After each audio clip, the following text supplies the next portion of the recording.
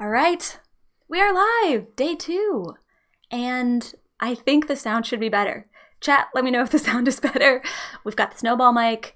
Everybody who hung in there yesterday with us, thank you. That was fun. I think we got a lot accomplished. It was a blast, and I worked on some things without you. I'm sorry, I know. Doing things without you, it's so rude. I can't believe I did that. But also, in personal news, it's Bee's birthday! So wish her happy birthday. She's Sicilian, so we've been celebrating all week. We might celebrate all month. I mean, why not, right? I know. We've got nothing else going. Yeah, what else do we have to do, really? But yeah, what's your birthday wish? What's your birthday goal this year? My birthday wish is that we get through this as soon as possible. And my birthday goals are to design more and... You heard her here first. Have more hobbies. Have more hobbies. I miss hobbies. I've been getting back into baking since this whole isolation thing. Excellent baker. Love Great British Baking Show. Love it.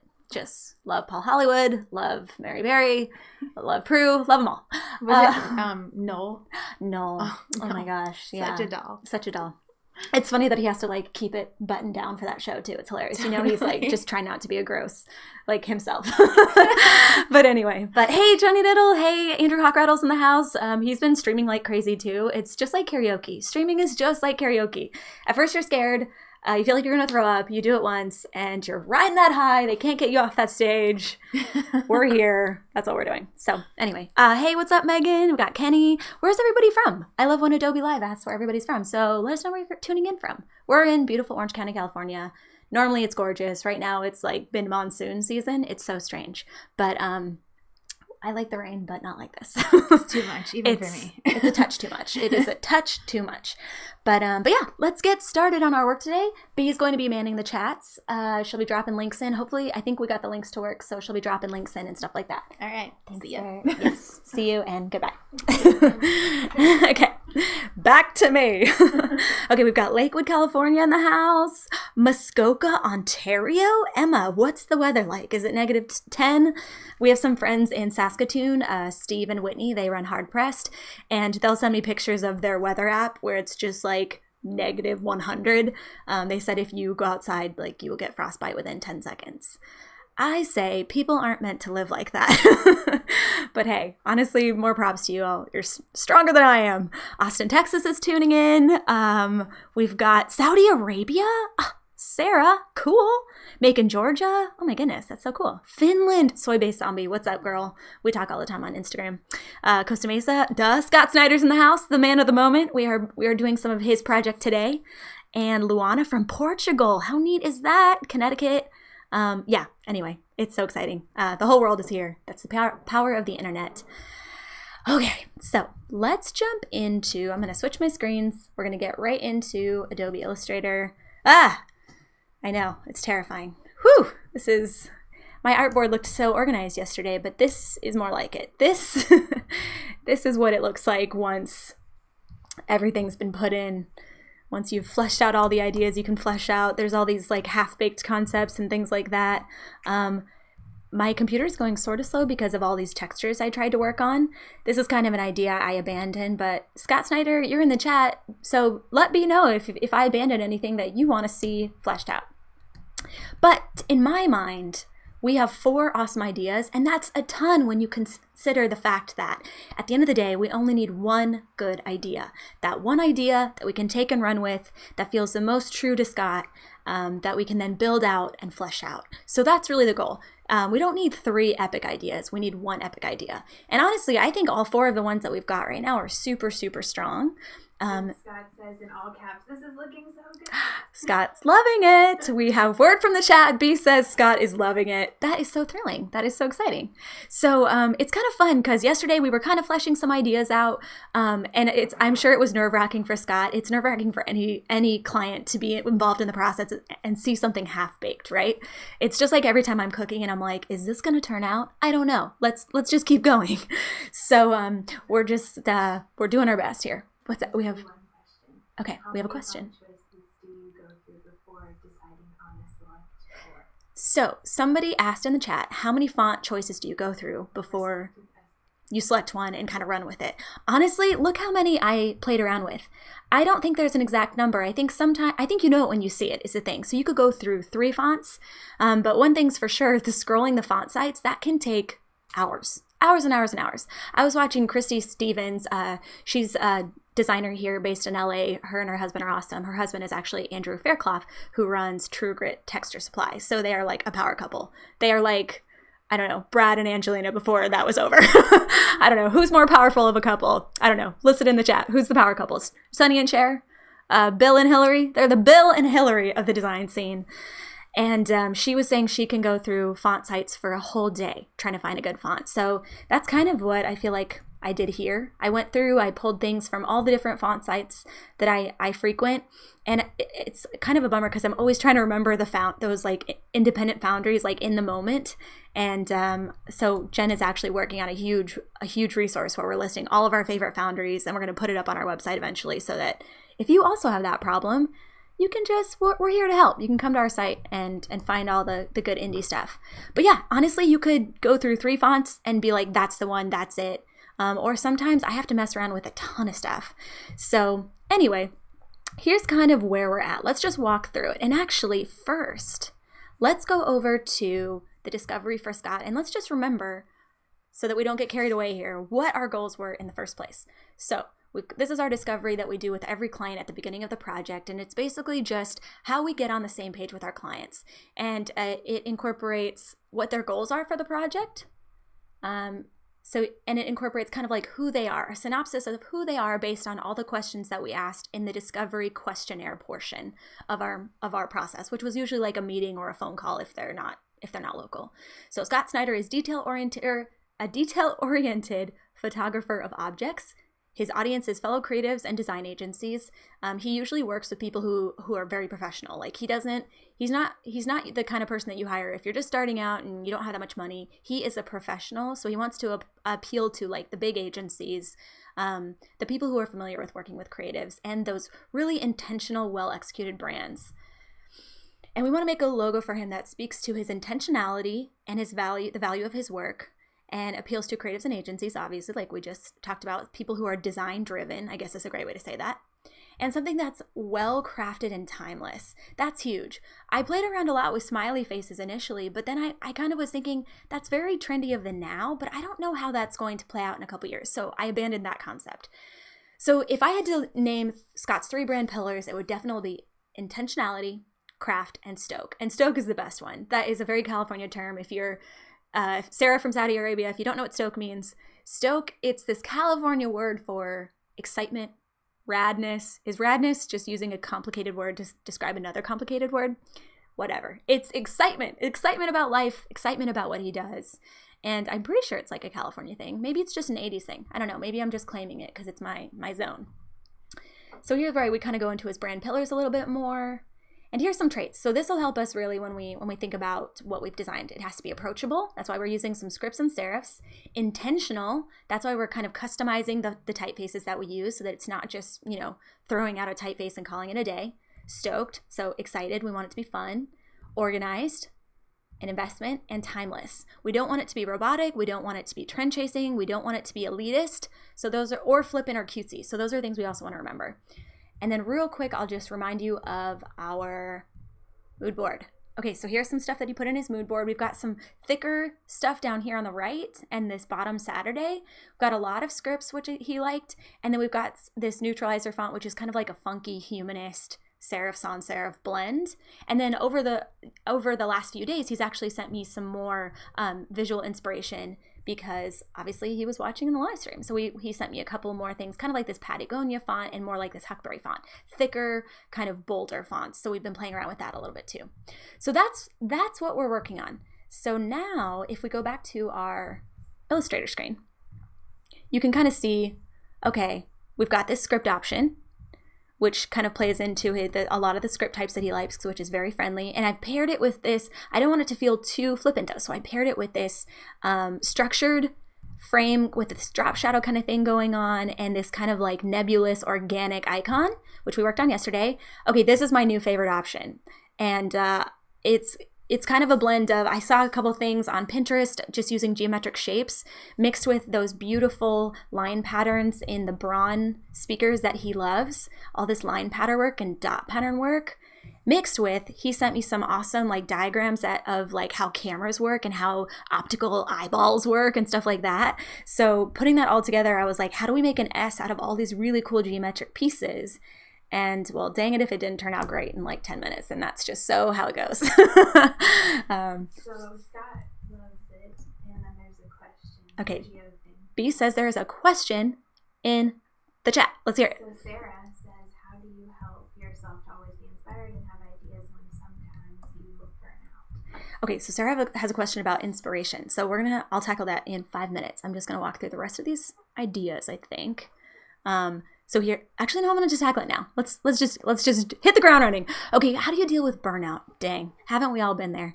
I think everyone does it differently, and depending on the stage of my life and like the stage of the month, it changes for me. But for sure, every day, B, Jen, and I take a break during the workday and we take a walk. Almost every day if it's not raining. And I think just getting outside, hearing the birds chirping, seeing the sun shining, even getting rained on helps you remember that like life continues on even when design is hard or when you're stuck on an idea. It makes you realize just how small this problem is, even though it seems really big and frustrating once you get stuck in your own head. For me, it helps me get outside of my head and just be like, oh man, you know what? Everything is going to continue on even despite this rough day. And you know what? I'll figure it out. This is not the end of the world.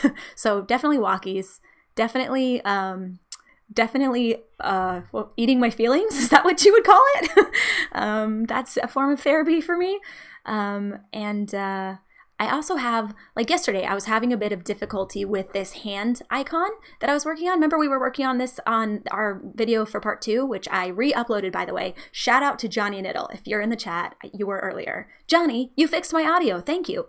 I downloaded the video and then Johnny took it, did his magic, and we re-uploaded it. So the chat's gone, but I think it's a little bit better on the sound quality for people who are rewatching. So thank you, Johnny. Johnny is a real life composer of music and scores for films. Is that cool or what? Is that so LA? It's amazing. So check him out. He actually released a really pretty like piano song for quarantine. It's like gorgeous. But yeah, those are some ways. Okay, so going back to our idea here and back to what Sarah was asking about what happens when you get stuck. Well, I was stuck on this hand thing. And so not only did I take pictures for myself, I looked for references so that I could figure out exactly like what was looking weird, but I showed a friend. And now sometimes you can't do this because obviously maybe you are working on an NDA or something like that. But on this project, I knew Scott wouldn't mind if I showed it to some peers. So I sent it to my friend, Neri Rivas, who is a art director I want to say an art director. Maybe it's a creative director. Neri, if you're listening, tell us what you are. He is an art director at 20th Century Fox and Disney. Yeah, big time. So I figure if anyone could help me out with this, Neri knows he's great at simplicity. So I sent it over and immediately got some feedback on this and a couple other ideas. And he was like, yep, it passes the squint test and it doesn't look like Mickey Mouse hands. And he works at Disney, so I feel like he should know if anybody should know. So that's kind of how I deal with things when I can't figure things out. But you can see how we fix these hands. Jen made a great point. We used to have this cap here, and that made it look very glove-like. So we took off the cap, and we also like tapered the fingers a bit more. They were very round and thick all the way down. And most people don't have hot dogs for fingers, so we fixed that. Although my dad does have hot dogs for fingers. They're crazy. So yeah, and I think that option is looking a lot better. It's very friendly, but when we paired it with this Moire font, which I love it so much, it's kind of got this like, I don't know, what's the guy's name from Mucha? Alfonso Mucha. It's kind of got this Mucha thing going to me. I don't know. It's got this beautiful like 20s. I don't know. It's gorgeous. I love it so much mixed with these other things. So, and this is how I always present logos. I've got the horizontal option. I've got the stacked option. I've got this icon only, which would be great for an avatar. And then I've got this favicon smallest iteration, which would be in the web address bar. And I think that looks really good. And then I'll just show you my last option here. This one is also one of my faves. I just love the kind of quirky simplicity of it. It's very custom but very restrained. It's very fun but very rigid or like organized. That's the right word. And that is Scott to a T. He's fun, he's organized, he's playful, And I like that this eye, it's a reference to those diagrams of vision and things like that, mixed with this Frankenstein of Futura. So I extended the T's out a bit up here. I moved the N in, I made it a little bit more narrow, and I made this fun kind of R over here as well. Oh, and I also kicked out these E arms a bit. And then I made a custom photography script here that matches the weight of the stroke on my icon up here. And I was just kind of thinking, okay, light comes into the eye or information comes into the eye, and then this new magic idea is spun out, right? It's like it comes in one way, but depending on the framing, depending on the lighting, depending on whatever Scott's magic touch is, this completely new thing comes out. And that's kind of the inspiration behind this. There's a person who said, do you always do discovery for every type of project? Do you also show more than one option of fonts, colors, etc. before blowing it all out, or just show one design for the first proof example for a client? So somebody's asking in the chat how many options we show and how far we go in fleshing it out before we present it. So we show usually always 3 options to our clients. Now you can see in here, I have made so many other options besides just 3. There's got to be, I mean, between variations in fonts and all that kind of stuff, and variations just in like pairing icons with different fonts and that kind of thing, there's got to be, I don't know, 50 distinct options in here. But I don't want to overwhelm my client, which I've accidentally done to Scott by letting him watch this process. But it can be very overwhelming if a client was to see, if I was present to a client every single one of these kind of like S wave variations in different shapes and sizes, that's overwhelming. The variation and the slight variation, they're not able to tell, gosh, which do I like? You know, so it's up to me as a professional to say what works best as far as what will pair well in stacked vertical, horizontal icon only, like what's most applicable, what's most versatile, and what's the strongest in my opinion, and then I present it to the client so that they have a limited selection of the cream of the crop. I'm not muddling it too much. Yeah, so that's how many we present. We present 3. Some people only present 2. And then as far as fleshing it out, that's what we're gonna be working on today. So thank you for the question. We're gonna be fleshing out some of these options and showing it applied so that Scott can see, hey, maybe my favorite option just on its own actually doesn't apply as well as this other option that was like my second favorite, but seeing it applied completely changes it. And it does. When I'm making these proofs, it completely changes how I feel about the different concepts. So that's kind of what we're going to work on today is maybe building out some patterns, maybe building out just a few little fun extra things to show Scott the versatility of these brands. And we pad that into our pricing. So a lot of people will say, gosh, you do a lot of work just for like a logo, but we're not pitching logos anymore on their own. We're pitching brand identity work, identity systems. So when I'm pitching an idea, I'm trying to sell it that we've thought of everything and this is how this situation lives, so that when they're picking an option, it's not like we're picking an option and then making 2 unique new variations from that and then, you know, iterating it again and again and again. No, they're picking one option and we're making tiny little changes and tweaks. Maybe they're saying, I like the icon from A and I like the word mark from C and I want to pair those, and, you know, photography is a bit too thin. Can we fatten that up? That's the kind of edits. They're not saying, can I see 7 new type options? That's not what we're doing. I'm showing them the most cohesive presentation of these concepts that I can. So that's what we're working on today.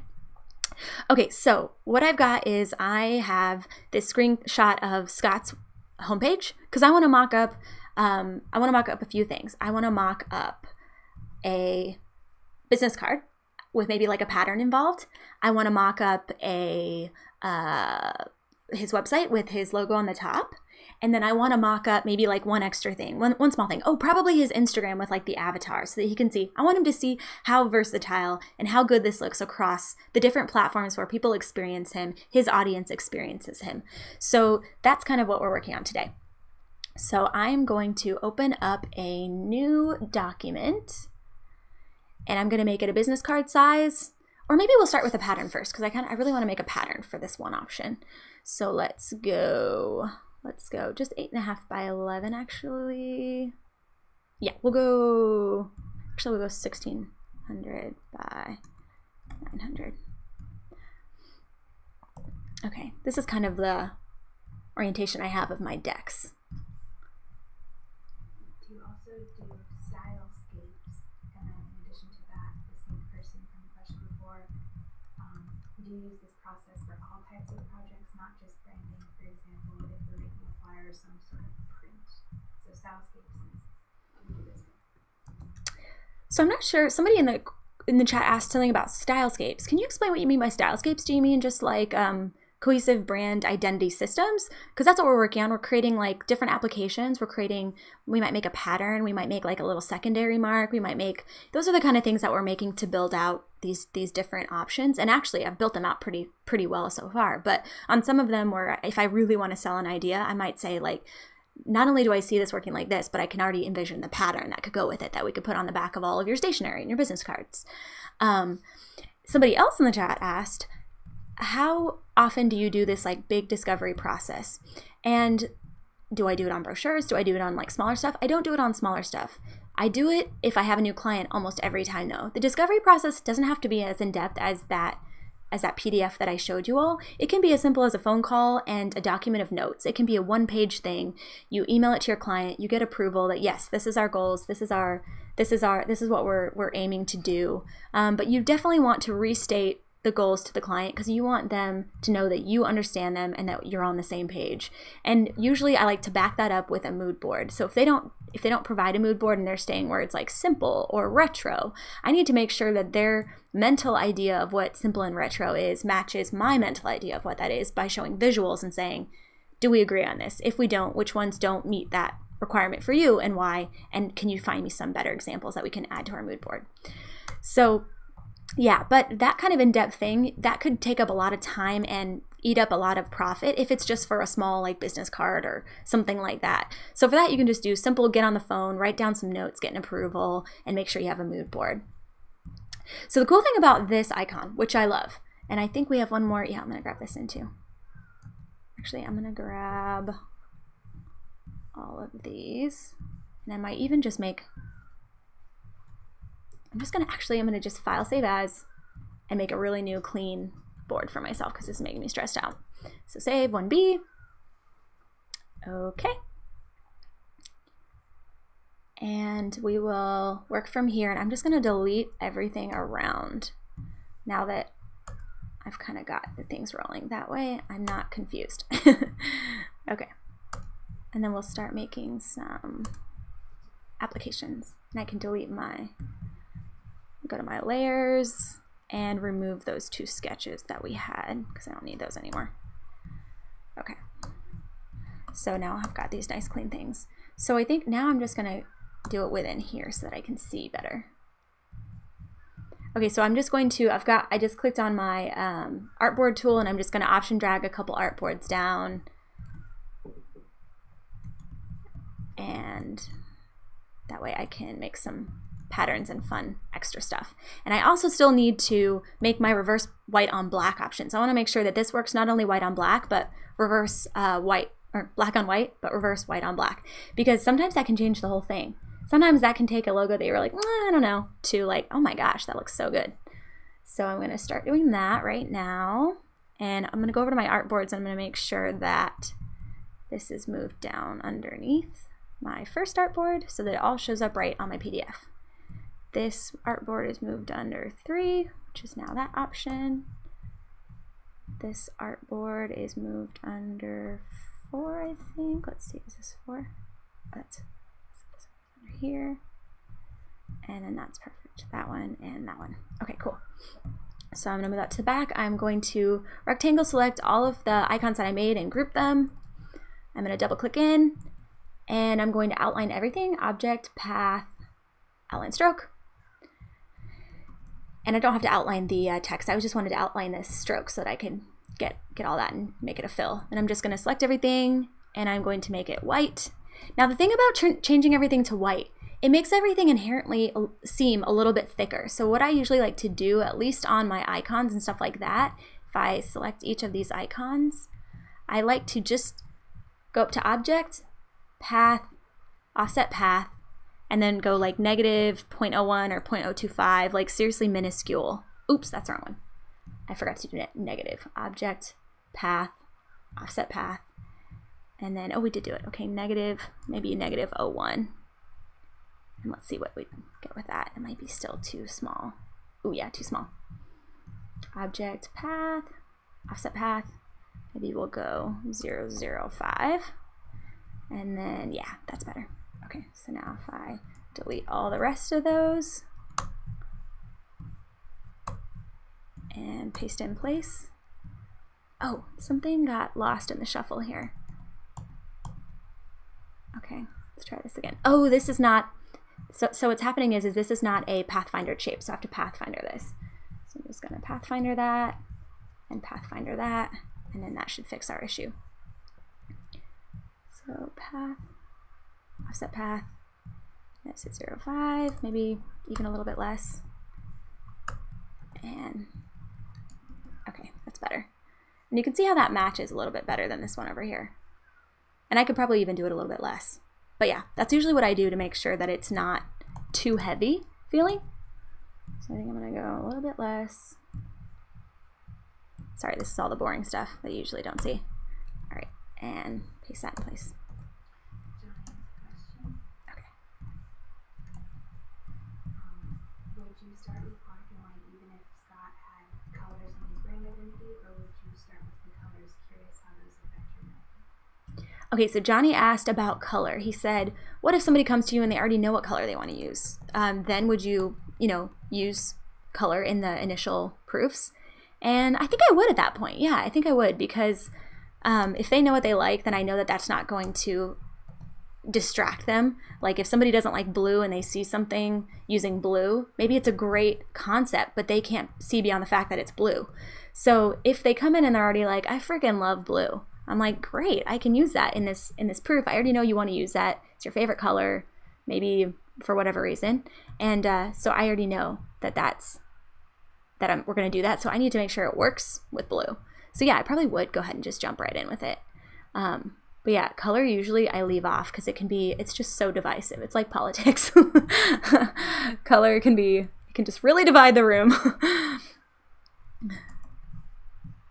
So I'm kind of just trying to make sure that this is kind of in the same place that it was before I delete that. Paste in place. And then we'll copy one down here for the icon only. Right. Cool. All right, so that's looking really good. That looks great. It looks great reverse. And I can imagine, like, Scott had these really great color palettes. I can just imagine this with like maybe utilizing like 2 or 3 or 4 different colors. Like if we go in here and we just grab this off to the side just for our purposes. And his color palette that he liked was kind of similar to mine. So I'm just gonna kind of start using my colors that I have going on here. A lot of golds, a lot of even. And he also likes the idea of monochromatic. So maybe we use like 2 colors and then white or something like that. And I also love using like a slight off-white. That's my favorite thing to do. Like, look how freaking, that looks amazing. Look at it in color. And you could swap out the colors. Maybe you swap it out depending. So I'm already seeing that this could be like a really versatile mark. So in fact, like imagine if that was that, but then there was like a brighter yellow or something. That's neat. I love that. So yeah, there's so much fun that we could have with color on this option, and maybe even, bringing in the orange or that burnt color. Oh my gosh, I mean, it's just so good. Okay, cool. So maybe in applications, I just show him some examples since he did give me a color palette that he really liked. Maybe I don't, maybe I wait because I don't want it to get too far off the rails, but yeah. So I'm going to unlock my negative black or my black reverse, option drag over, and I'm going to start making my reverse white of this one. So I just group it all. Scott is in the chat and he said he has very strong feelings about color, and that's true. But it's true. Color is very difficult. It's very difficult for me, and I think a lot of designers have trouble with it. So that's why once you do find a color palette that you like, even just as a designer trying to brand yourself, I like to I made myself my own brand guidelines color palette that I stick to every time I'm just getting started on something, mostly for myself, like for, branding things for us, like when we were making a graphic to say, hey, we're going live today. I just can pick stuff really quick and I don't have to worry about it. And then your overall look looks so cohesive on your website, on your Instagram, all that kind of stuff. So we're gonna go offset path, and I'm gonna go even less on this. this.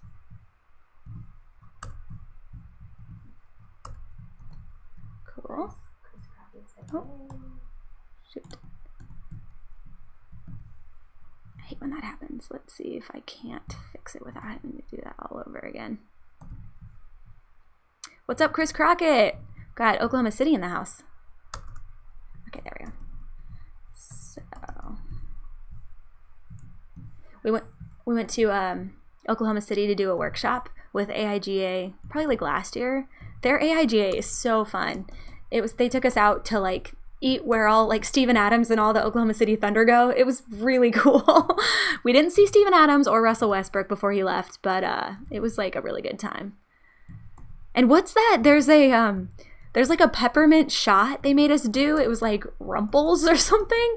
It was intense. I learned new things about drinking. Because Oklahoma City folks know how to drink. Chris is doing good shelter. The cool thing about if you were sheltering in place in Oklahoma City, like you have so much room. It's not like New York City where you're just like, 600 square feet max. And you're just like, well, like I think that would be really hard. I really feel for the people in the cities right now. I'm really thankful that we have a yard. I will say that. So the interesting thing that I now need to figure out is how does this icon here work reversed? I don't know if it will work just flipping it, like just saying, okay, this is if I flip everything, and just calling it a day. So let's see. Let's start out by just starting to just change everything from black to white and white to black, but I have a feeling I'm not gonna like it. We'll see. Okay, make that white. I need to find my, just double click into here. Not able to find, there it is. I grouped this in a weird way and now I can't find my thing that I want. Okay, there we go. Cool. All right, maybe it does work. I don't know, we'll see. I'm gonna turn this from white or black to white. And let's see. I don't know if it works. I don't know if that still works.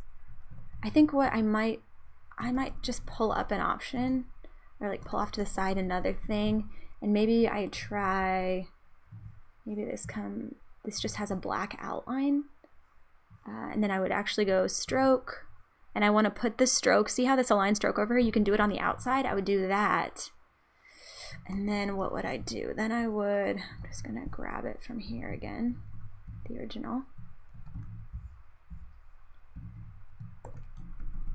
Oh, didn't get everything.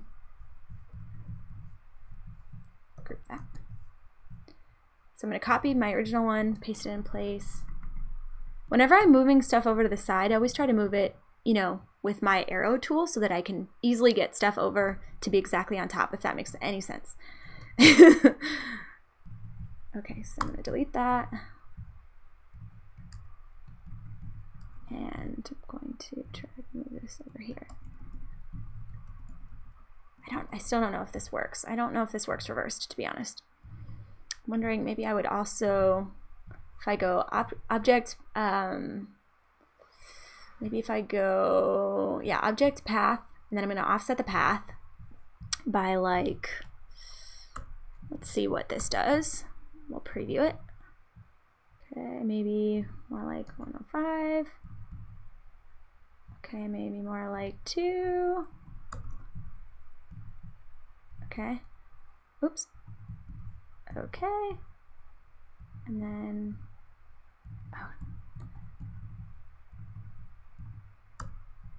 shoot, I'm kind of messing this up a bit and I'm so sorry.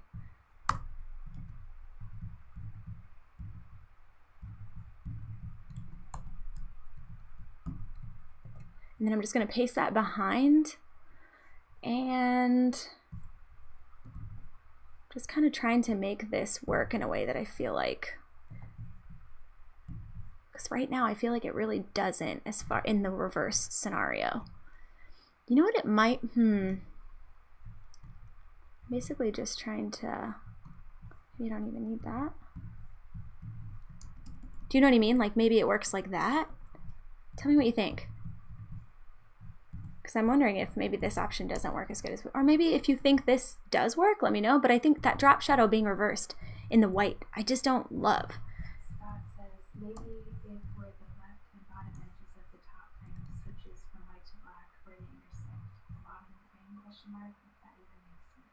Ooh, Scott's trying to give me advice, and I'm sure it's going to work, but I, for the life of me, can't understand it. Scott, I'll call you later, and we'll try and figure out maybe. But do we think this one works? Like where it's just like a white outline? I might just drag off to the side this so that I have it still in case that does work. I'm going to delete this. Well, not yet. First, I'm going to copy my old one in, and I'm going to put it exactly in place. And we're going to do that. And let's see. Scott says, never mind. I'm trying. Let's see. I don't know. I'm not sure. I kind of feel like, see this option down here where it doesn't have the drop shadow? Maybe it just loses the drop shadow when it's used on black. What do we think? Johnny says, I liked the reverse with the black gap between the boxes. That looked like a stack of photographs to me. Okay, yeah, that was the goal. Stack of photographs. White outline with the drop shadow question mark. Yeah, white outline with the drop shadow is kind of where I'm leaning towards. Or just removing, like just saying there is no drop shadow when it's used black on white. You know what I mean? Then it just becomes this like simple thing, this simple kind of picture. But maybe, okay, wait, let's go back to what Johnny said. Okay, let's go back to what Johnny said. Let's fill this with white, and maybe in this scenario, we just keep moving it over. And Allie says no drop shadow. So Allie says no drop shadow. What if this fixes it? I think I just fixed it. Okay, so this one down here, I think this is it. What do we think? I think that looks better than having the awkward, like... And maybe that's what Scott was trying to tell me all along.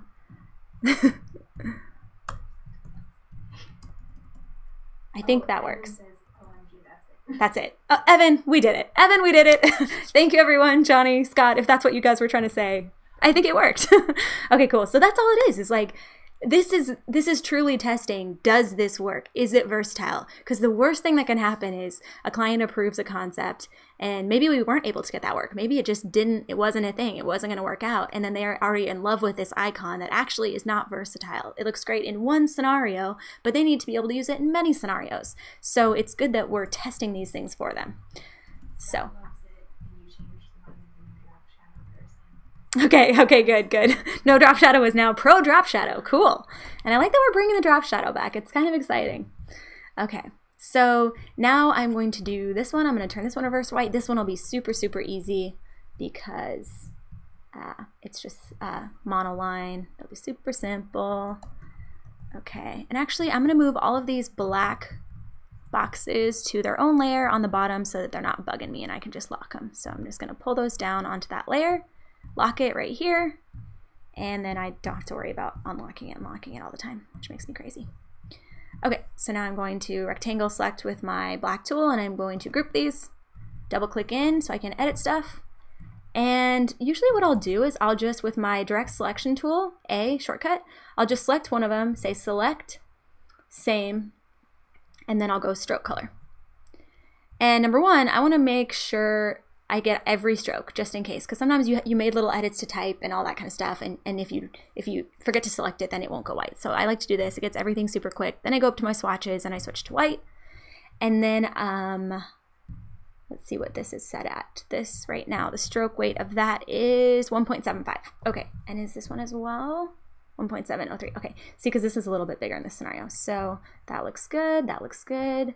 I think I'm going to take this down on this because you know how we talked about white being a little bit bolder. I think I'm going to do it 1.65 to account optically. And then I'm going to go down here.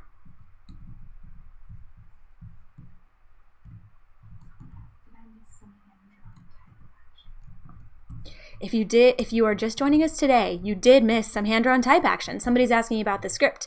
You did miss it. It was yesterday, but the video is still up. You can go check it out. It's part 2. It's on our YouTube channel. This is all new to us, so yes, the sound is a bit wobbly, and we apologize, but we did our best. And we fixed it today, so that's good. But yeah, check it out. I think Johnny fixed it to where the sound isn't as bad. Yesterday, it sounded like there was legit a helicopter sitting right next to me. It turns out the whole time I had 2 mics plugged in. I mean, amateur hour. Okay, so, oh my gosh, it's just, honestly, I don't know which one he's going to pick. If he picks any of these, I'll be thrilled. And that's the place you want to be at. You don't want to be you know, at the end of the day being like, oh no, they picked this one, that's the worst. You want to make sure whatever you present, you're okay with them using. I always think it's so funny when people are like, oh, I can't believe they picked this one, it's the worst one. It's like, that's on you, bro. You shouldn't have presented that. Okay. And that. And that. Okay. Alrighty. Cool. And then I'll just eyedropper this to get the last one. All right, that looks good. That totally works. And you know what else we could do on this one? I don't know if we will, but what we could do, sometimes I like, nah, we don't need to. We don't need to do that. This is good. Okay. And then last but not least, this one, which is also might be my favorite. I can't tell. I think this might be my second favorite. Okay, so now I just need to unlock my artboards, or unlock my layers, excuse me, so that I can add this black background over here. And I'm just gonna option drag my black background for my other one over here, lock that layer, go back to layer 1 on the top. We have a question in the chat. Have you ever asked to have the name taken off of something a client wanted done because you disagreed on direction? Oh, interesting. Somebody asked if we ever ask for our name to be taken off things because we don't agree with the client direction or how they ended up executing. Well, funny story. We actually did a project with a really awesome company. Like, I honestly loved working with them, but there was just a lot of different.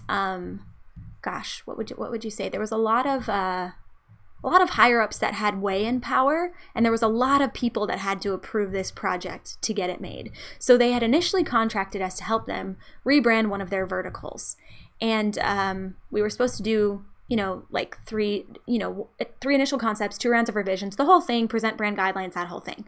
Well, we presented the first round of concepts, and we gave them all these options, and it was kind of like a script scenario. Like, we had hand drawn all these like rough ideas, and we just sent them like we always do, kind of like a 150 DPI proof, nothing high res. We didn't hear from them for like the longest time, and I figured, you know, well, they're just busy. They're busy. There's a lot of people that have to weigh in, and we reached out a couple times, but we kind of figured the project was just dead in the water. Well, one day we woke up to a Twitter storm, and I mean, Twitter was exploding. We had notifications like crazy, and we're like, what is going on? And we look, and somehow we have been submitted to brand new. And it was this logo that we had done, but the logo had been taken out of the initial proof deck at low res and just kind of like live traced, and they had added some things onto it. And trust me, I know how it goes when you're working and trying to please like 20 different people. Things get muddled. It happens all the time. It happens to us all the time. But they had made some changes, and they had listed us as the branding agency, and we got reamed on brand new, like reamed. It was such a bummer. But also, the thing about brand new is everyone gets reamed. Number one, everyone gets drugged through. It's like, you know, shaming, public shaming, just like the olden days and the stocks, you know, the wooden stocks. It's like that every time, even when you do a good job. So that's the first thing that you have to remember if you ever do brand new. The second thing is that no one knows the process that you went through, and the people that had weigh-in, the people that had buy-in, and just everything that went on behind closed doors to get this logo made. That's the second thing. The third thing is that, I don't know, it worked. When you went to their website, the people that they were launching this for, like the actual customers, were like, oh my gosh, I love the rebrand, that kind of thing. Now, would I have done that? No. The solution that they ended up finalizing, it was, they live traced a low res thing, so it didn't turn out that great. I could have made it a little bit more high res, and they had done a couple other things that I was like, I probably wouldn't have done that. But they definitely put our name on it, and that is a real life scenario solution where I was like, I kind of wish that maybe our name wasn't on that. But at the same time, I'm really proud of the company that we worked with, and I'm really proud that we got anything approved, when getting things approved in a corporate world can be so difficult. And the longer I work in this industry, the more I realize just getting anything approved, getting any change made in a large corporate scenario is a feat that you should be proud of. So that's kind of what I learned from that situation. And do you feel more pressure that Scott is watching, or do you find it more motivating? Oh, interesting. Somebody asked, do I feel more pressure that Scott's watching, or do I find it motivating? Honestly, if it was somebody else, I might feel a little bit more pressure. But because Scott's my friend and I feel like he trusts me, I don't feel as nervous. Do I feel a little nervous? Yeah, I would not be human if I didn't feel nervous. Of course I feel nervous. I'm a creative. I want him to like it. I'm hoping he likes it as much as I like it. I'm hoping he sees the potential, all those things, you know, just like with any client, when I present any proof, I'm hoping that they're able to imagine this deck and see the potential for how it could be applied when it's just pixels in a deck right now. It's not anything live. So yeah, it's a little nerve-wracking. So I'm just finishing up this, and then what we'll do is we'll make a couple patterns for a couple of these that I really like that I think we could make some cool patterns with, and then we'll start applying to some business cards in Photoshop. Okay, so here's where we ended up. So now that we're seeing it white on black and black on white reverse, what are your faves? Drop it in the comments. Let us know what your faves are. Right now I'm leaning to, let me make some numbers for you. Normally I would make some big concept things, but we'll call this A, and we'll call the next one B, and then the last one, you know, C and D and all that kind of thing. So we're at A, and I'll make this in Gotham.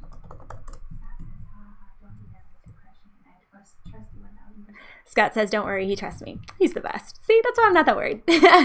Okay, so this will be B, and so on and so forth. So let us know which you like the best. What do you think?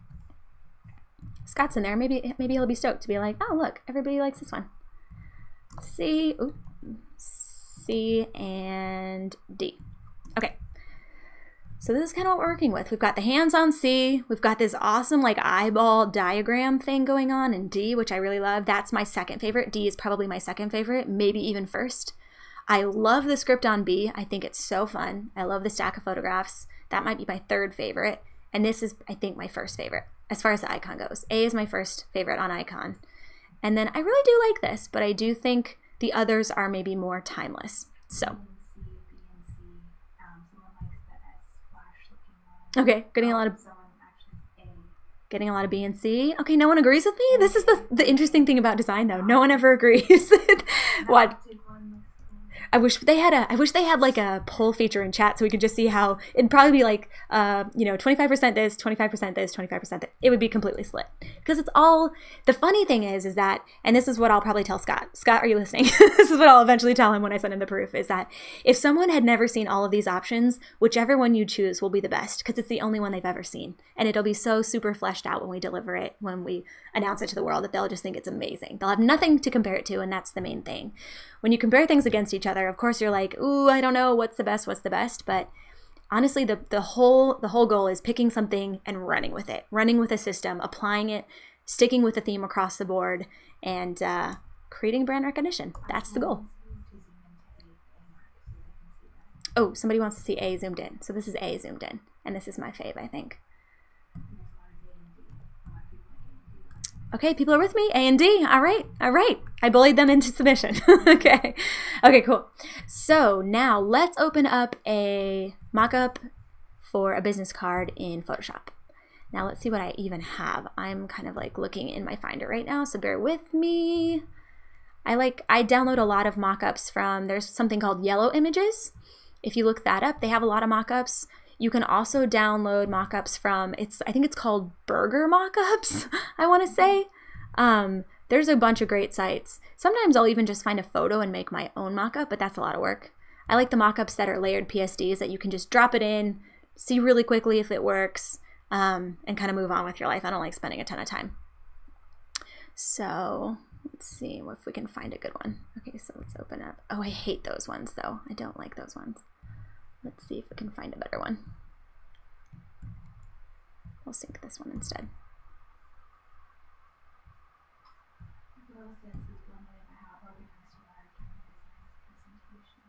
Oh, thank you. Somebody said they think we're very organized. Wow. Well, that's kind. Okay, I'm going to unsync these because I don't like that. Let's see if I can find a better one. For now, I'll just keep designing my business card in Illustrator. I don't want to like spend all of our time on our live stream just trying to find a file or figure out which file I want to use. So let's go ahead and start a new document. I'm going to go print. I'm going to go to inches, and most business cards are 3.25 by 2. I'm going to do a 0.125 bleed because most, if you want color to go across over the edges, you have to make enough room for bleed so that when the printer trims it, they trim off the edges and it's a perfect bleed of color. So we're going to go create. And I'm just gonna option drag out one here. And we're just gonna start trying to roughly apply this. Now I'm probably only gonna make fronts for these. I'm not gonna get too crazy on the backs right now because we're just trying to show Scott like, hey, look, this looks really good on a business card. Look how great it is applied, that kind of thing. We don't have to get too wild with it. So I'm just gonna show front for now, and then if he likes it, we'll typeset the back and we'll figure that whole situation out. So on this one, I think this is so strong that I think I would just put this on the front. That's me. So, and then maybe we, remember the bronze speakers, how they used a lot of line patterns? I think we would continue on with the line and dot patterns thing. So the cool thing is if I option drag this line by doing option shift, if I option drag that down and then do command D, I mean, is that cool? I love that. I love that shortcut. That's like the best shortcut ever. So I've made all this nice line pattern, and maybe I want to do a few more, fill it all up. Okay, I'm going to group those. I'm going to go use my align tools, and I'm going to align to artboard in the middle. And I think it's kind of cool if we leave a border. I'm not going to have this be full bleed as far as the lines go. And I might do like thirds. So now I'm going to white select these arrows and kind of go this way. And maybe, that's kind of cool, even just like that. Like maybe this is on the third of it, just like that. I'm just going to make sure that that is centered on the card, and it is. That's neat. So I'm going to use my rulers. I'm going to pull up my rulers with Command R, and I'm just going to pull in about 1/4 of an inch on each side, maybe even a little less. Let's go 0.375 or whatever that is. Okay, and I guess we have a question. We have a question in chat. What do we got? Do you ever present your logos to a client along a splash of other real world logos like Patagonia who sent you, kind of like having an A/B how the logo is in the line? So somebody was asking if I ever show our logo concepts with like the competitor analysis that we showed, and I totally do, especially if it's a company like, especially if it's like a beer brand, or like we recently did a cannabis company, and I wanted to make sure, we both wanted to make sure we do not want to look like every other cannabis company, craft paper, green, that whole scene that's going on. We wanted to make sure it stood out on the shelves and that the logo was completely different. So when I presented it, not only did I present it mocked up really roughly on a box in like a weed dispensary display case, I also mocked it up our logo next to their logos, just to show how unique and different it was.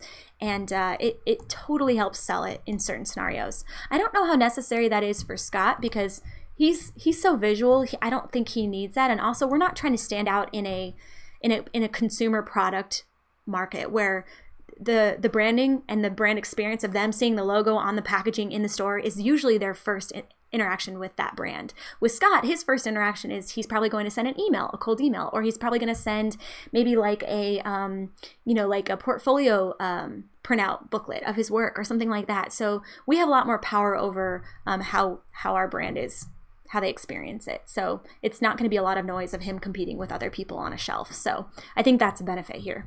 But with products, absolutely I do that.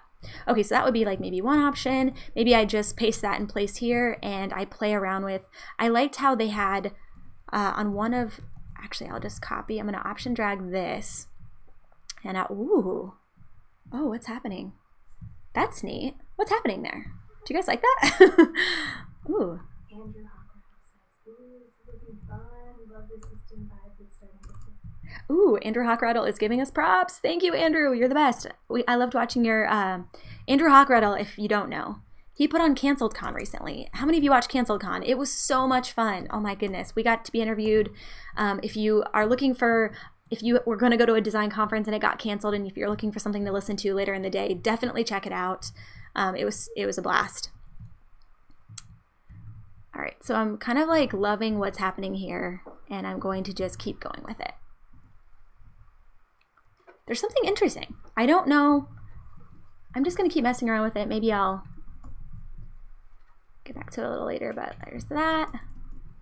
There's something really, okay, this is like, I love this. I think I love this. Okay, so I'll do this. And maybe this, maybe this lines up here instead. I like the industrial feel of this, or like maybe the detail. I don't know. It feels very detailed, very organized, and that is Scott. I freaking love that. Okay, well, I'm gonna save that as an idea, and then I also wanted to try before I accidentally stumbled across that, I wanted to try something where I use some diagonal lines. So I'm gonna go ahead and delete this, and maybe even this, and I'm gonna copy this one, I copied it from that artboard, and then I clicked on this artboard and did Command F, paste in place. And now I'm just going to Option drag a copy of these lines, and then I'm going to hold my Shift key down as I rotate, and that's going to create these diagonal lines. And then I think I'm going to use a clipping mask box for now, just to see if I like kind of where this idea is going. So I want it to kind of go here. I'm just going to turn on my rulers. I turned my rulers on and off with Command colon. That's how you can turn those blue lines on and off if they annoy you. Shortcuts are my life. Shortcuts are, they are the Bonnie to my Clyde. They are the pepperoni to my pizza. I love them so much. Okay, we have a question in the chat, B. Someone says you just made a happy accident and surprised yourself. How often do you experiment accidentally and then just go? So somebody's asking how often happy accidents happen. All the time. Honestly, it's like, I think part of it is just rapid iterations so that you can find the happy accidents, right? I think the key is not getting too stuck on one idea and not letting yourself continue to play. So it happens all the time, and I try to just leave room for it to happen and not let my A-type personality get in the way. That's the main thing. Everything has to be planned. B knows we can't go on vacation. It's like everything, it's like, okay, at 7 we're doing this, and then at 8 we're doing this, and then we're gonna go on a hike, and then we go to a restaurant, and then it's like everything has to be, we have to jam it all in there. And she's like, can we just sit down for like 10 minutes? Okay, so that's not working, but that is my problem for sure. So I think a lot of it is just letting go and keep on going, and just see where it takes you. So I'm making my own diagonal line here that's gonna connect in a better way. And then I'm going to Option drag it with the D like we did last time. And it's weirdly feeling thicker, but let's just see. Let's just keep going. We can always edit that later. Okay. So now if I go, okay, that should work. And then I'm just gonna go Command D, Command D, Command D, Command D, Command D, all the way down. And I think I'm going to just move that all up so that it meets all the way at the top. Oops, didn't mean to go that far into my clipping mask. Double click into my clipping mask so I can edit all these lines, and it looks like they're not grouped, so I'm going to group them so I can move them all together. And let's see how that's looking. So it looks like it's not quite perfect. So I need to just do, I'll just use my align tools. Oops. And it looks like something else is getting selected that's messing this up. But I can't figure out what it is. Oh, it must be on artboard. Yeah, align to selection is what I need it to be on. Align to selection instead of align to artboard. I'm gonna delete these. And I'm going to Option drag these perfect ones down and just line it up with that most recent one. And then I can delete that one that overlaps. Okay. So that's also kind of neat. There's something cool about that. And maybe there's even like a block scenario. I don't know, but there is something interesting there. So maybe maybe this goes even farther over. Like we extend this clipping mask into here. I don't know. Let's just see how it goes. So I'm just gonna move those over, I think. And then I'm going to select all of those and just extend those up and see kind of what's happening. And then I think I'm going to add a white box behind because I don't like that overlay like crosshatch that's going on. I'm just going to put a box behind that so that that doesn't do that. So this is kind of neat. So, but you can see how you can easily get obsessed with like, is it working? Isn't it? Just keep going. I'm going to give up on this for now. Not give up on it, but just try something else on a different concept. Okay, cool. Someone has a suggestion. Cool, let's hear it. What if we did this, keep the lines on the left with the white, and with the white background, and fill the space on the right with black, and fill the space on the other line part of the white, just to make it think I understand. Turn half of it reverse black. Let's give it a go. I do like the idea of doing reverse black. That's cool. So let's go here. Oh, and I think they mean on this one. So let's go ahead and just delete this one, and let's copy this one, paste in place, and let's draw a big black box behind here, and we'll color it in black, send it to the back with Command-Shift-B, and then I'm selecting my black lines and I'm going to turn them white. Oh, that's interesting. Yeah, there's something going on here that I like for sure. Okay, I'm just gonna maybe take that down. I don't know. Or was it better like that? I don't know, but I love it. I love it, and great idea. Okay, I might up this to 2 and see what happens. Ooh, yeah. Okay, well, so this is cool, but let's keep working, right? We don't wanna rein ourselves in too much. So I'm just gonna save this as Scott Snyder BC V1. And I think I'm gonna make I'll make a new folder called proofs, and that's where I'll put my InDesign file with my proofs in it, and then I'll go working, and this is where I'll put all my stuff in it that isn't, you know, final. Okay, so now I'm gonna pull down some other options for the business card mockups that we could do for the other ones. Usually it's super quick. I'm just trying to do rapid fire iteration to find what's fun. Now on these ones, I feel like these are so cool. These, I feel like it could just have the full logo on the front. And maybe even, ooh, maybe we even pull in some of Scott's gritty bokeh that he made. So I'm just going to center that on the page by going align to artboard and then using these align tools, which I love. They're my best friends. I'm going to, it's easy to try to fill the whole thing, but honestly less is more. It doesn't need to be the whole thing. So I'm just gonna rein that in a bit. The only thing I want to check is, I want to check how big this font is. What size are we at? Now this is a variable font, so it's got 2 different sizes. So that's at 7, this is at 6. That's pretty small, but I think because it's all caps and I'm using Acumen, which is like a fairly open font, that is going to be okay for legibility and printing. So that looks good. I'm gonna go find the, I'm gonna go back to here.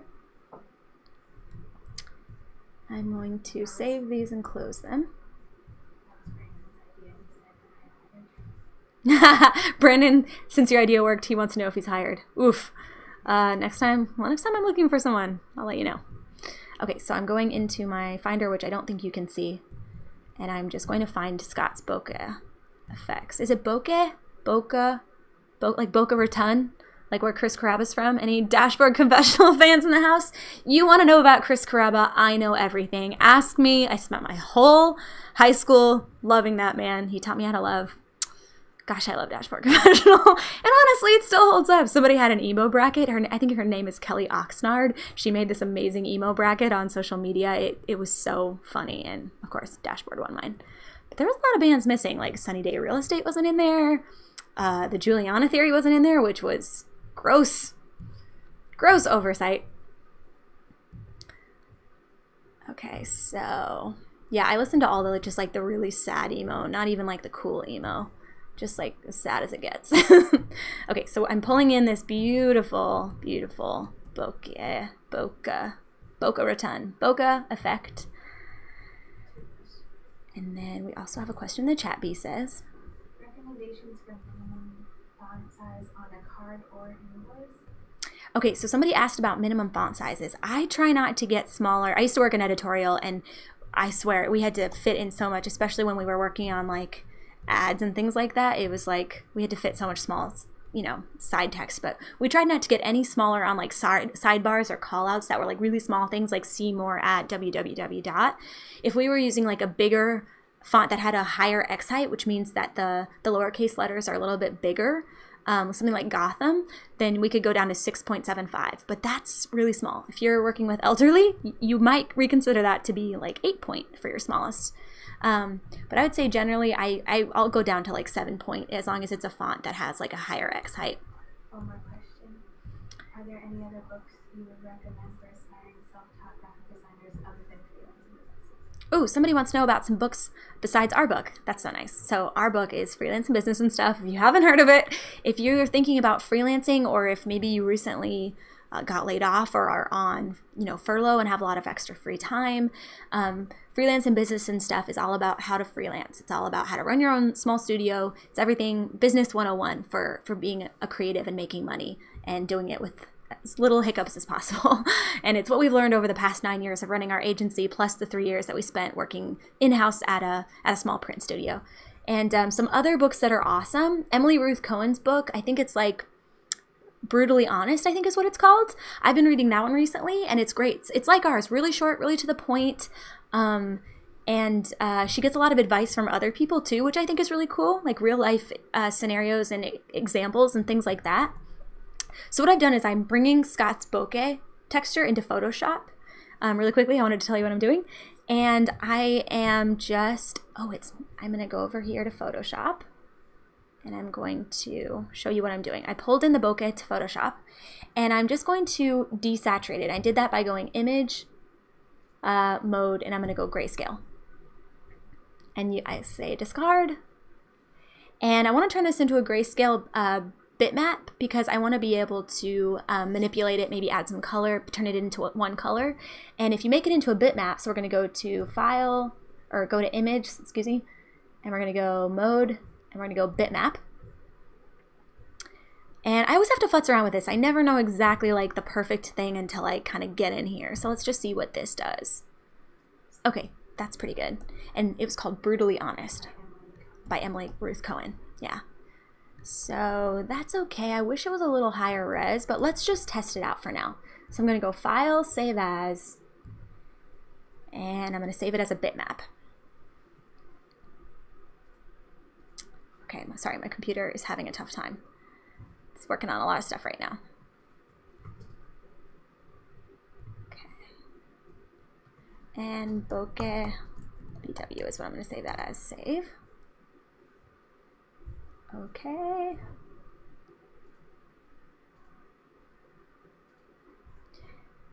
And then I'm going to close these out. Don't need that right now. How much design Close this out.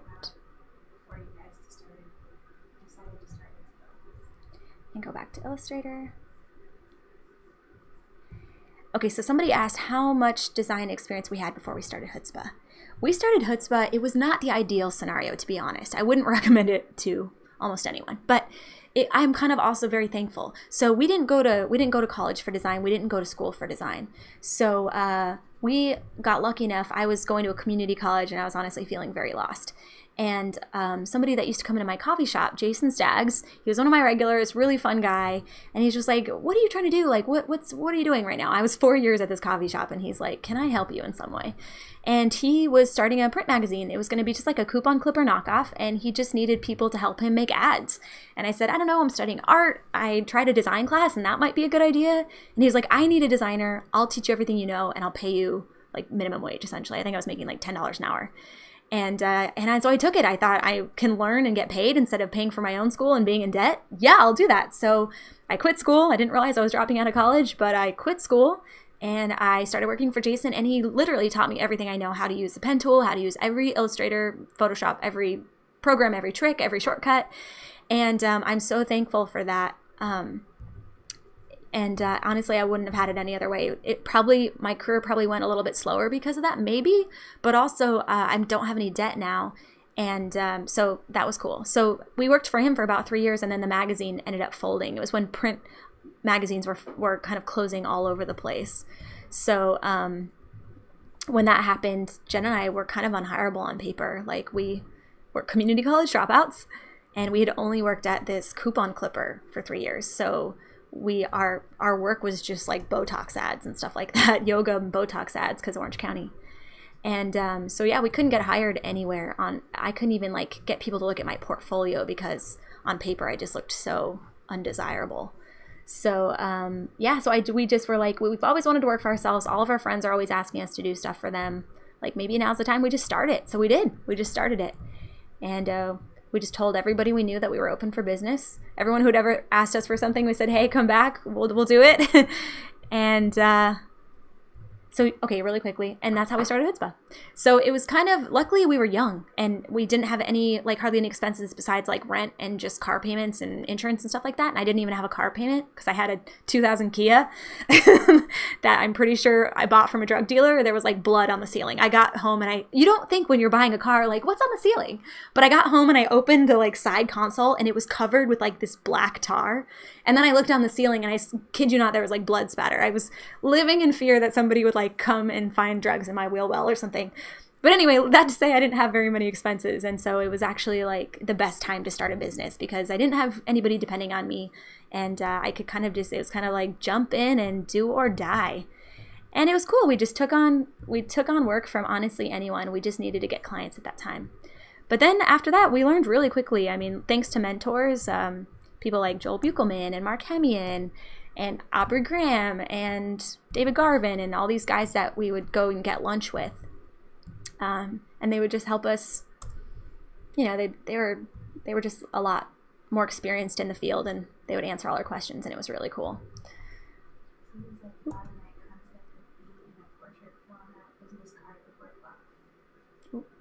Sorry, my computer is lagging a bit. That's okay, and I'm going to just close this out.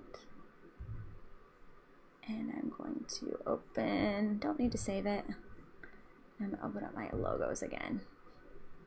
Sorry, my computer's, the juice is dying.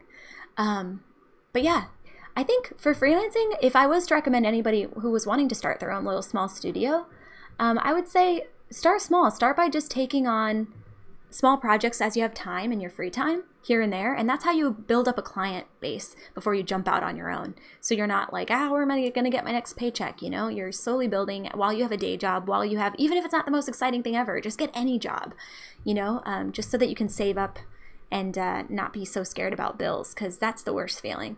And I've had a lot of jobs that I didn't like. I've done every job, waitressing, coffee shops. That was fun. I liked that. Don't get me wrong. But you know, anything that I could to just make ends meet. And Jen, she did work a job part-time while we were building Hoodzpah. So there's no shame in that. It's not like you don't have to go all in if that's not comfortable for you or you don't have like the savings to do that. You don't have to feel like, oh, we have to get an office and we have to like take out loans, and you don't have to. You can build it small as you go and you can bootstrap it. I very much believe in bootstrapping. Okay, cool. So I'm going to copy in this white reverse logo since we're kind of got this dark thing going on. The cool thing about turning this bokeh into a bitmap is I can change the color. I can select this bitmap. Oh, I think I locked it. I'm going to go Object, Unlock All. And if I select it, so that's my bitmap of the bokeh. And if I select a color like this orange, see how it makes something cool? There's something cool there, right? Or we can do something maybe a little bit darker, maybe the burgundy. Maybe it's the yellow. Ooh, that's trippy. Maybe it's like this kind of thing. But you see how that's kind of neat? It's got like a cool effect. I think I'm going to do a darker though. I'm going to do like this color and I'm going to lock that layer. And then I'm going to select this and I might do like the orange. Yeah, that's cool. I like that. Okay, someone has a comment. Let's hear it.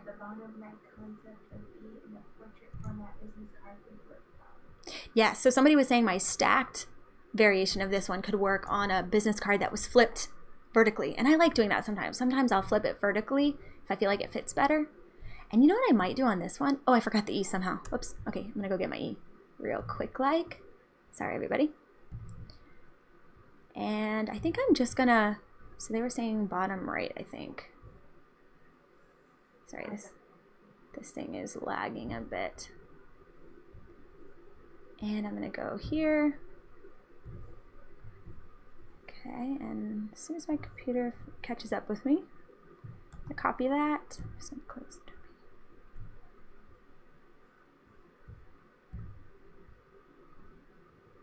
And I'm going to go over here.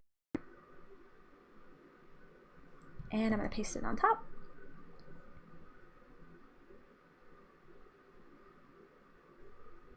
Okay, cool. And I think I might just try doing just the lettering on this one. And I'm also going to try it on the full color bokeh because I really like that. So I'm going to option drag this over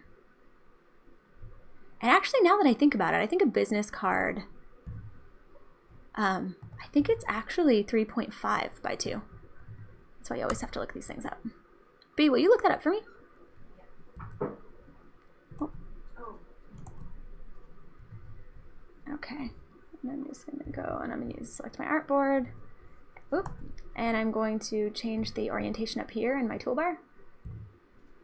It's so funny. I've been in the print industry for I don't know how long, and I still have to look up the dimensions of a business card every time. I know it's either 3.25 by 2 or 3.5 by 2. It's 3.5 by 2. Okay, so I'll have to adjust all these. But you can actually do it en masse. So let's go ahead and just put that there. That's honestly pretty cool. Like if you wanted to have like a fun iteration, like if I got this, I'd be like, ooh, and like say we printed it on, oh my gosh, we could print it on that kind of like, it's almost like kaleidoscope paper where it prints 2 images so that when you go like this, you can see like different things. I can't remember the term for it. If you know the term in the chat, please let me know. But if you go like this, it kind of changes it. Brand New used it this year on their branding. And actually that's probably why I'm thinking of that. Oh my gosh, I almost just ripped their idea. That's horrifying. Okay, I'm not going to do that because that was on their Brand New badges, I just realized. But maybe we could use that for something else. But I'm loving how this is going. These bokeh effects are beautiful. Okay, so that's interesting for that. Oops, sorry. My Illustrator is lagging a bit. I do apologize. Okay, so I'm going to go ahead and go up here. I'm going to delete this one down here. And I'm going to just use my artboard tool over here. I'm going to select that, and then I'm going to select each of these artboards by clicking shift and selecting them together. And this one down here. And then I'm going to go up here in my, what's this called? It's like, I can't remember what it's called, but I'm just going to change it to 3.5. Cool. Fixed it. Okay, cool. So I'm going to save this. And it looks like we're about at 1 hour and 30. We have about 10 minutes left. So let's give away another book today since everyone's thinking about freelancing. And if you win and you don't need it, but you know a friend who needs it, give it to a friend. I think that would be great. Let's help our friends out right now. So, okay, what should our question be today for our chat giveaway? I think it should be, I was thinking about making a bingo card for us too. It's like every time I say like you have to take a drink and you can stamp the bingo card and whoever wins bingo then wins a book. I'll make it for next time. Don't worry, we'll do it. Okay, but for now, who should win the book and what should the question be? Chat, help me out with a question. Let's figure out something fun. Okay. And then I'm also going to, while we wait for that, I'm going to build out one more business card option since we have the time. I should drag this down. Okay, looks like I have some locked layers. That's okay. And I'm going to just get rid of this. I have a question. That interesting point to think of accidentally stealing happens all the time when you work long enough in the field. Have you caught yourself just in time? Oh, somebody wants to know, interesting. They said that was interesting that I realized that I was like, oh, this is a great idea. And the reason I thought it was a great idea is because I had already seen it before. And honestly, that's the problem with clients all the time too, is I'm constantly reminding my clients, I know you like this idea that you saw, and I know you want it to look like this, but the reason you like it is because you're familiar with it. We can't take what's already been done. We have to take inspiration from many places, bring it in, and create something completely new for us that will at first feel uncomfortable, but in the end will be best because it will be unique to just us. So I have to remind myself too, like you said, sometimes you are copying something, you don't even realize that the reason that you love it and it feels like such a great idea is because somebody's already done it and you're already familiar with it. So I think a lot of it is just having someone that you can ask to review your work. For me, that's Jen, that's people like Josh Ariza, my friend, Neri Rivas, even Jed Bridges. I was sending him stuff the other day, but having people that you can ask and be like, hey, doesn't this look great? And they can be like, that's the Airbnb logo or whatever it is. They can say, you just ripped that. And I think that's really important. So don't be afraid to show people your work. And that's how you can avoid that, hopefully. So on this one's so fun that I kind of feel like, oh, maybe we'll do a dot pattern. Also, Scott really loves these, like if I get my pen tool and we have about 6 more minutes. Okay, sorry, I keep trying to go, and I think we really should figure out our chat and one question. And I'm stealing chat and win from Adobe. If you don't watch Adobe Live and you're looking for more process videos, please go over and watch Adobe Live. They have so much amazing content. I watch all the time. I was just watching Alex Lazarus and Voodoo Val the other day doing a design off. It was so fun. So definitely check out their stuff. Okay, the question is going to be, what's the best emo band ever? And you can't say Dashboard Confessional because that's mine. Okay, greatest emo band of all time. It can be new, it can be old. And we will pick the winner. Okay, fire it up in chat. Let's hear what you got. And B will whisper them to me so that we can hear what some of the answers are. And I'm going to just make a asterisk while you guys are doing that. I'm going to do Command, paste in front. Postal Service was a great one. Postal Service, the side project of Death Cab for Cutie, if you didn't know, Ben Gibbard. Taking Back Sunday, heck yes. Taking Back Sunday, those songs bring me right back to being in high school in San Clemente High, leaving campus for lunch, going to Baja Grill. What was that? The fish taco place, Baja. Was it Baja Grill? Help us out. I think that was it. Anyway, it was so good. Going to Culture Kitchen. I wonder if Culture Kitchen's still there. Okay, so now I want to rotate in between these little areas. I've been using shift rotate to do 45-degree rotations, but now I want to rotate it half of 45, which is 22.5, so I can get a perfect one. Baja Fresh. That's where I used to go for lunch. Thursday.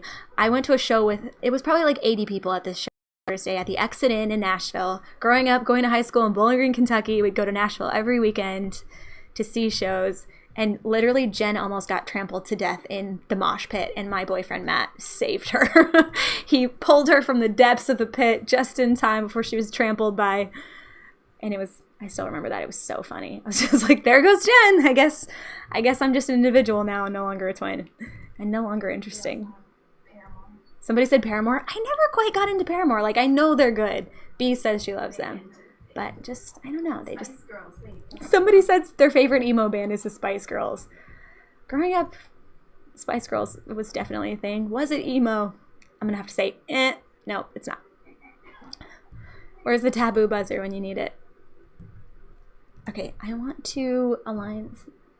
Okay, so far Thursday, I think, is the winner. Unless we hear anybody else. Okay. Saves the Day. Saves the Day. I saw Saves the Day with Weezer. Oh my gosh, great show. Okay, so I'm going to do that. And I'm going to select all of these, and I'm going to go align. And I'm just going to align those nicely. So maybe there's something interesting in this. And then maybe at the bottom we do some line patterns. I don't know. I'll keep working on that. And thank you all so much for tuning in. The winner of our emo question has to be Thursday. I'm sorry. It's just so good. B says it's Taking Back Sunday. I say it's Thursday. I was just listening to New Year's Project. Was that what it was called the other day? That single, man, that was so good. 5 Stories Falling. Anybody remember that? So who was our Thursday? Who said Thursday? That was Brandon. Okay, Brandon's our winner. Also said Taking Back Sunday first. Okay, Brandon is Taking Back Sunday and Thursday, so he's definitely our winner. And we also have Panic at the Disco, My Chemical Romance, After. We had Panic at the Disco, My Chemical Romance. I never considered My Chemical Romance to be emo. I always considered them to be pop. That's just me. I don't know. They seem too mainstream for me. If it's too mainstream, I'm out. I'm that kind of fickle. Like, I would never watch The Sopranos. It was too... I was hearing too much about it. Okay, what else do we have? Finch, that's right, that's right. Well, everybody, thank you so much for joining us today. We had a blast. I'm going to keep working on this. I'm going to make a InDesign proof deck. I'm going to put these all in, mock them up on some Photoshop mock-ups, and I'm going to try to get this done and sent out to Scott by EOD today, which means 12 midnight. I don't know, probably sooner than that. And thanks so much for joining us. We're going to try to do this more, probably do it again next week sometime. So stay tuned to our Instagram or subscribe. I think it's somewhere down there. If you subscribe, it'll let you know every time we have a new video and every time we're about to do a live. So yeah, thanks for joining us, and we'll catch you next time.